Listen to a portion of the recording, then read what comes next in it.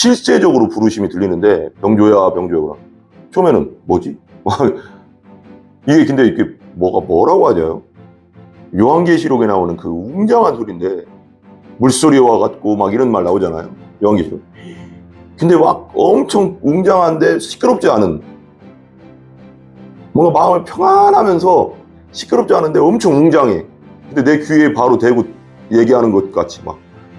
그래서 저는 그때 뭐 사명 주세요, 소명 주세요, 목회자 되게 그런 기도 한 번도 한 적 없습니다. 그냥 부르시잖아요, 하나님은. 사무엘도 모세도 그냥 어느 날 갑자기 부르잖아요. 그 양치고 있다가 사무엘 아니 병조야 병조야. 뭐지? 처음에는 진짜 몰랐어요. 이렇게 막 기도하는데 무릎 꿇고 막 기도. 뭐지? 근데 눈을 이렇게 계속 부르시는 거예요. 병조야 병조야. 근데 오늘 말씀 이제 23장 위에부터 보면 이제 그 위에 제목이 보면 바울이 공회 앞에서 증언하다 그러잖아요. 30절 보면 이튿날 천부장은 유대인들이 무슨 일로 그를 고발하는지 진상을 알고자 하여 그 결박을 풀고 명하여 제사장들과 온 공회를 모으고 바울을 데리고 내려가서 그들 앞에 세우니라. 그러니까 이제 그 3차 전도여행까지 한 후에요. 그죠? 3차 전도여행까지 한 후에 이제 예루살렘에 올라갔는데 예루살렘에서 이제 변론, 말하자면 유대인들과 변론하다가 예수님을 십자가 부활 전한다는 이유로 이제 사내린 공회에 잡혀갔죠. 70명이죠. 사내린 공회 70인데 그것을 잡혀가서 이제 변론을 하는 겁니다. 그래서 23장 1절에 보면 바울이 공회를 주목하여 이르되 여러분 형제들아 오늘까지 나를 범사의 양심을 따라 하나님을 섬겼노라 하거늘. 양심을 따라, 그러니까 거짓 없이 신실하게 섬겼다. 대제사장 아나니아가 바울 곁에 있는 사람들에게 그 입을 치라 명하니, 그때 당시 대제사장은 진짜 거의 대제사장이라고 할 수도 없는, 진짜 예수님 시대 대제사장은 진짜 레위 지파도 아닐 수도 있는, 거의 레위 지파가 아닌, 거의 뭔가 이렇게 백이나 뭔가 이렇게 돈 이런 걸로 대사장 되는 그런 시대니까 그렇죠. 근데 바울 곁에 서 있는 사람이 그 입을 쳐라 그런 거예요. 쳐라 막 그래. 왜 치라고 했을까요? 그러니까 예수 믿는 자들을 그때 당시 유대인들은 이단자들로 봤으니까. 3절 바울이 이르되 회칠함담이여 하나님이 너를 치시리로다. 네가 나를 율법대로 심판한 동안 앉아서 율법을 어기고 나를 치라 하느냐? 내 변론을 제대로 들어보지도 않고 나를 때리느냐? 그러겠죠.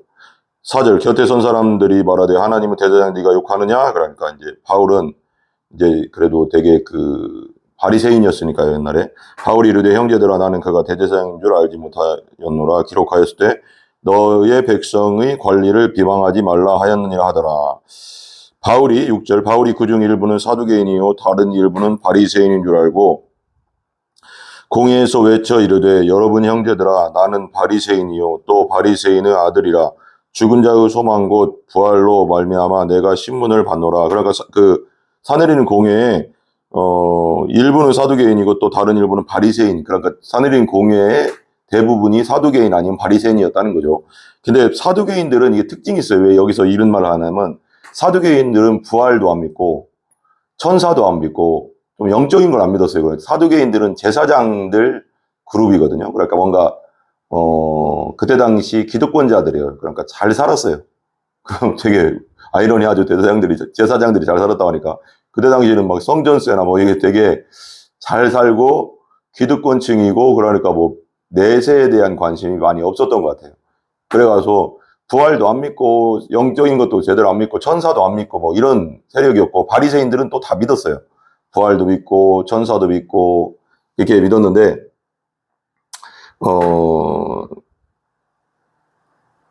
그리고 나오죠. 알고 공회에서 외쳐 이르되 바리새인들한테 얘기하는 거죠. 자기도 바리새인이었다. 바리새인의 아들이요 죽은 자하고 소망한 것 부활로 말미암아 내가 지금 신문을 받고 있다. 너희들 부활 믿잖아. 바리새인 너희들은 저기 있는 사두개인들은 안 믿었지만 너희들은 믿잖아. 그리고 나도 바리새인이었잖아. 있다는 거 너희들도 알지? 알겠죠. 당연히 예전에 같이 공부했으니까 가말리엘 문화에서. 그죠? 신문을 받는다. 그러니까 7절 그 말을 한즉 바리새인과 사두개인 사이에 다툼이 생겨 무리가 나눠지죠. 사두개인들은 부활을 안 믿고 바리새인들은 부활을 믿거든요. 근데 그 부활이 이제 지금 여기 이 사내들인 공회에 있는 바리새인들이랑 대제사장 여기 무리들은 부활은 믿는데 예수님의 부활은 안 믿고 있는 거예요. 예수님의 부활이 곧 그분이 메시아다. 여기까지 안 간 거예요. 그러나 부활 자체는 믿었어요. 부활 자체를. 그럼 메시아가 메시아의 부활 그걸. 근데 이는 사두개인은 부활을 없고, 나누니까 천사도 없고 영도 없다 하고 이렇게 나오죠. 바리새인은 다 있다고 믿어요. 부활도 있고 천사도 있고 영도 있다 이렇게 믿어요. 바리새인. 그러니까 나눠지죠. 그러니까 9절 크게 떠들세 바리새인 몇 편에서 몇 서기관이 일어나 서기관은 이제 성경을 필사하고 막 그런 가르치고 뭐 그런 사람들이죠. 서기관이 일어나 그러니까 서기관이 따로 있는 부류가 아니라 바리새인과 서기관 여기 사두개인 중에서 서기관이라는 또 직책이 있는 거겠죠. 서기관이 일어나 다투어 이르되 우리가 이 사람을 보니 악한 것이 없도다. 없어.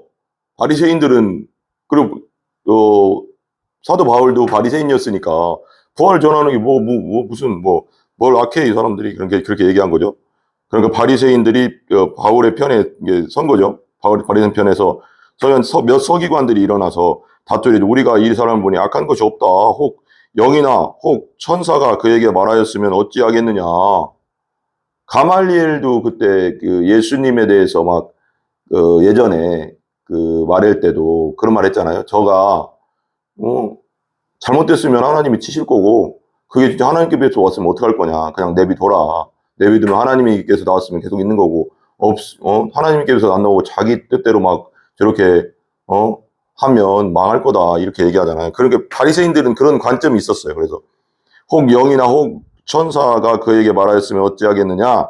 10절 큰 분쟁이 생기니 천부장은 바울이 그들에게 찢겨질까 하여 군인을 명하여 내려가 무리 가운데서 빼앗아 가지고 영내로 들어가라 하니라. 그러니까 바리새인과 사두개인들 그리고 그 사내린 공회에서 너무 심하게 싸우니까 잘못하면 이게 분란이 일어나가서 바울을 쳐 죽일까 봐 찢길까 봐 그러잖아요.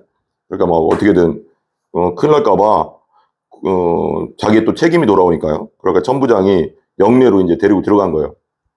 11절 보세요. 11절.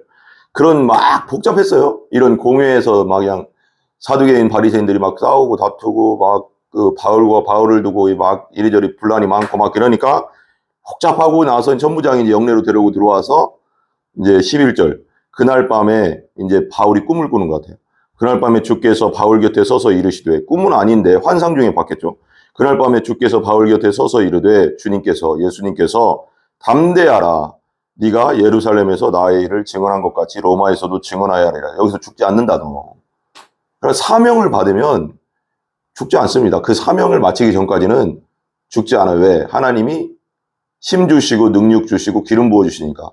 여러분도 마찬가지예요. 제가 이제 이 말씀을 좀 하고 싶은데 이 뒤에 것도 있지만 사명자는 하나님이 그 사명을 마치기 전까지 지켜주시고 보호해 주시고 함께 해 주시기 때문에 안 죽습니다. 그 사람이 무슨 주의 일을 하다가 하늘나라 갔다고 사명이 다 돼서 간 거지.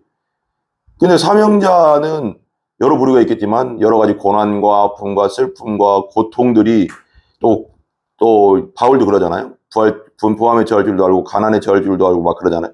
여러 가지 일들을 만나도 사명을 끝까지 완수할 수밖에 없는 것은 주님이 우리를 붙잡아 주시기 때문에 내 힘이 아니고 내 능력이 아니라 그러니까 여러분들이 사명을 받았다. 하나님의 비전을 받았다. 그리고 소명을 받았다라고 한다면 여러분에게 주신 그 사명 소명은 불을 쏘잖아요. 불을 부른 거잖아요. 나를 사역자로 부르고 주의 일꾼으로 부르고 뭐 성도들도 다 부름받은 거죠. 구원받고 또 다 그 각자의 하나님을 섬길 수 있는 부르심이잖아요. 근데 부르시고 구원하셨지만 거기에 맞는 또 사명을 주시잖아요. 너는 뭐를 하다 와라. 저는 신학교 가기 전에 전도단에 대한 비전을 주셨거든요.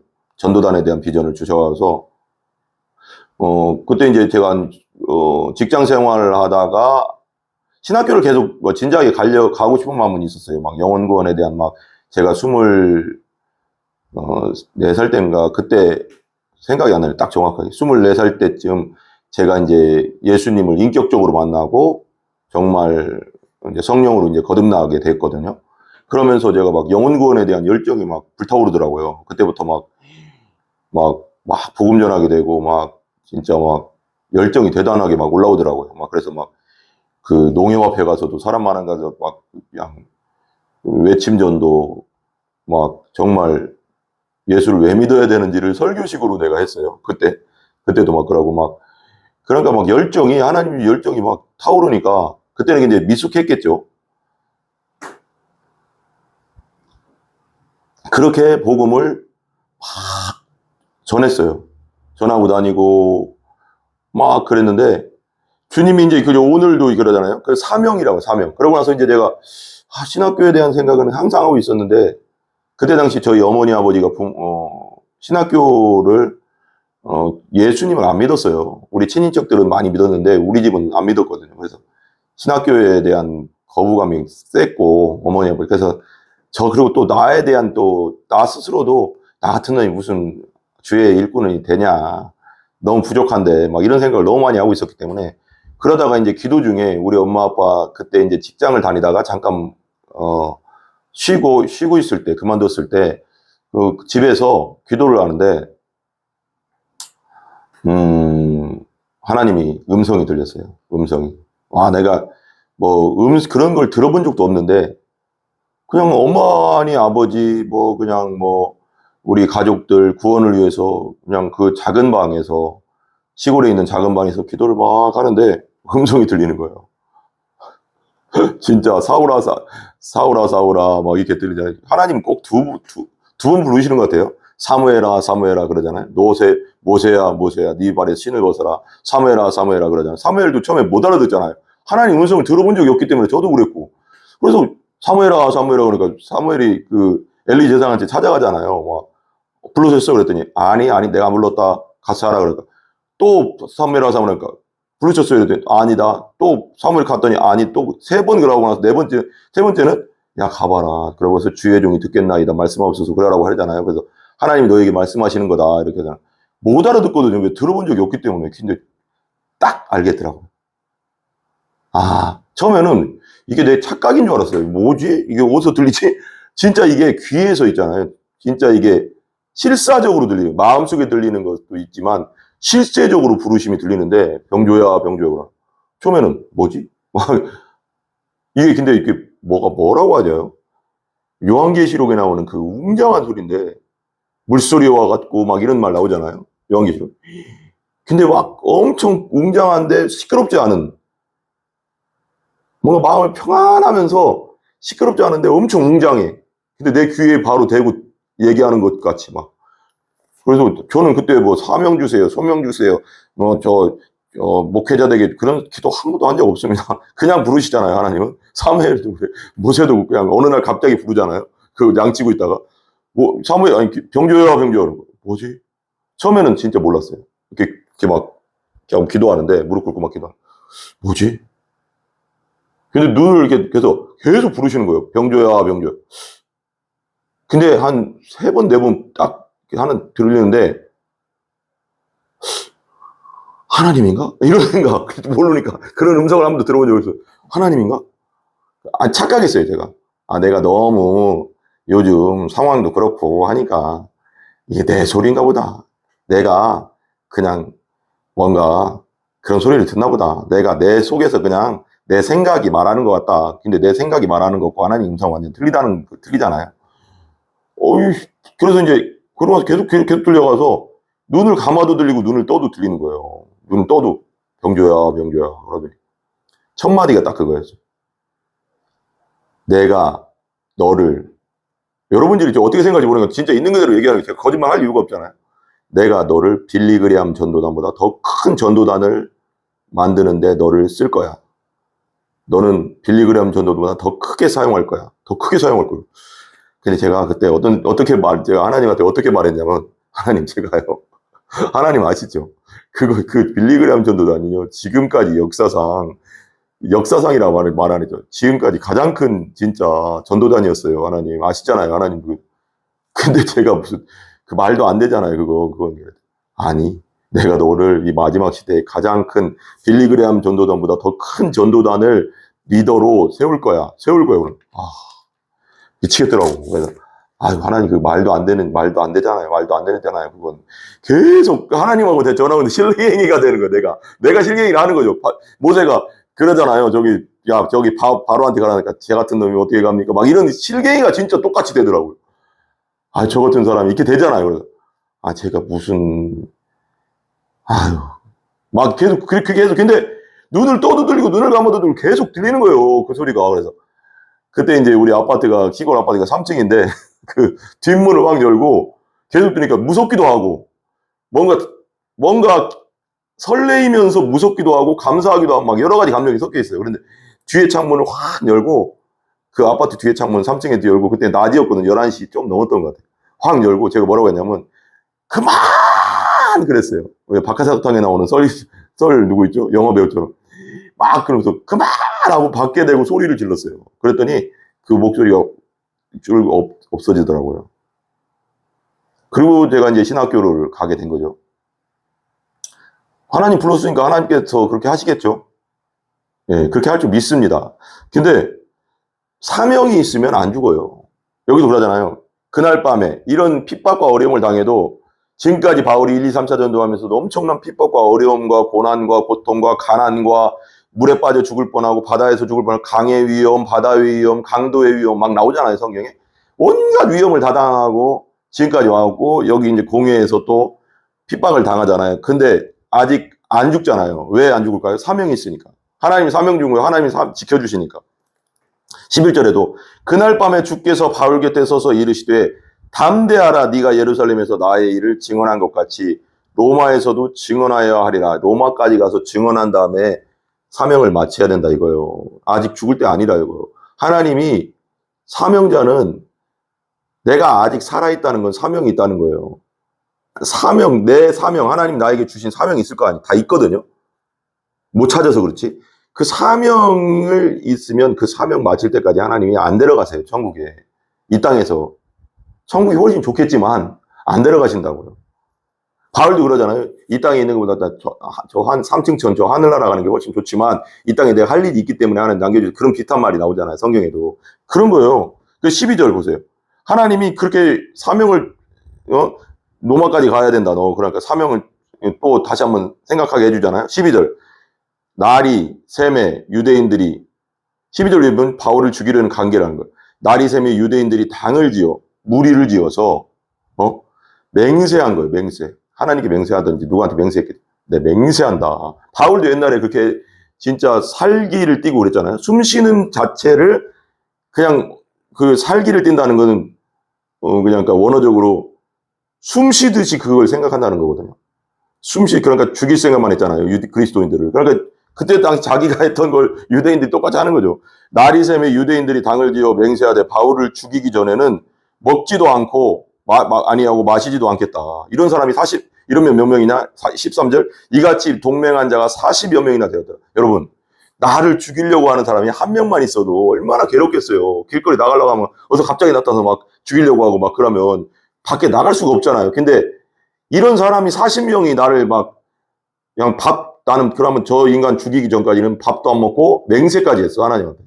뭐 마시지도 않고 먹지도 않고 마시지도 않고 이런 사람이 40명이 바울을 죽이겠다고 하는 거예요. 끊임없이 사단은 복음을 전하려고 하는 자, 하나님의 사명자를 죽이려고 하거든요. 그러나 하나님은 끝까지 지켜주시거든요. 계속 지켜주신다. 이건 진짜 끔찍하잖아요. 나를 죽이려고 하는 사람이 40명이 나를 시시탐탐 언제 죽일까 생각하고 있다고 생각해요. 내 주위에서. 계속. 이거 끔찍하지 않습니까? 14절. 대제사장들과 장로들에게 가서 말하되 우리가 바울을 죽이기 전에는 아무것도 먹지 않기로 죽게 맹세했다 하였으니 대제사장들한테. 이것도 그리고 뭐 공적인 거예요. 또 이거 공적이 돼버렸어요. 제사장들과 그 사람들도 인정하는 거예요. 사내리진 공의 사람들도. 저 이단의 괴수를 전하는 자니까 죽여도 된다. 이거랑 똑같은 거잖아요. 15절. 이제 너희는 그의 사실을 더 자세히 물어보려는 척하면서 공회와 함께 천부장에게 청하여. 그러니까 계략을 꾸미는 거죠. 와, 사단은 계략을 꾸며요. 항상 사람을 통해서. 근데 사명자는 죽는다? 사명이 끝나기 전까지는 안 죽어요. 하나님이 지켜주세요. 아무리 계략을 꾸며도. 천부장에게 청하여 바울을 너에게로 데리고 내려오게 하라. 우리가 그가 가까이 오기 전에 죽이기로 준비. 칼 들고 준비하고 있다. 그러니까 공회로 오게만 해라. 오는 길에 내가 죽일게 우리가. 이렇게 한 거예요. 16절. 바울의 생질이 그들이 매복하여 생질 조카죠. 그들이 매복하여 있다 함을 듣고 와서 영내에 들어가 바울에게 알려줘요. 항상 사명자에게는 돕는 자가 있어요. 아무리 마귀가 어떤 사람들을 통해서 그 사람을 어떻게든 무너뜨리려고 해도 병으로, 가난으로, 또 죽음으로 온갖 걸로 막 공격해도 또 돕는 자를 붙여주신다. 이렇게 바울에게 알린지라. 17절. 바울이 한 백부장을 청하여 이르되 이 청년을 천부장에게 인도하라. 그에게 무슨 할 말이 있다 하니 천부장에게 데리고 가서 17, 18절 이르되 죄수 바울이 나를 불러 이 청년이 당신께 할 말이 있다 하여 데리고 가기를 청하더이다 하매 천부장이 그의 손을 잡고 물러가서 조용히 묻되 내게 한 말이 무엇이냐. 20절. 대답하되 유대인들이 공모하기를 그들이 바울에 대하여 더 자세한 것을 묻기 위함이라 하고 내일 그를 데리고 공회로 내려오기를 당신께 청하자 하였으니 21절. 당신은 그들이 청함을 따르지 마옵소서. 그들 중에서 바울을 죽이기 전에는 먹지도 않고 마시지도 않기로 맹세한 자 40여 명이 그를 죽이려고 숨어서 지금 다 준비하고 당신의 허락만 기다리나이다 하니. 그러니까 마귀는 끊임없이 사명자를 죽이려고 하거든요. 사람들도. 그러나 돕는 자를 붙여주시고 하나님께서 지켜주신다.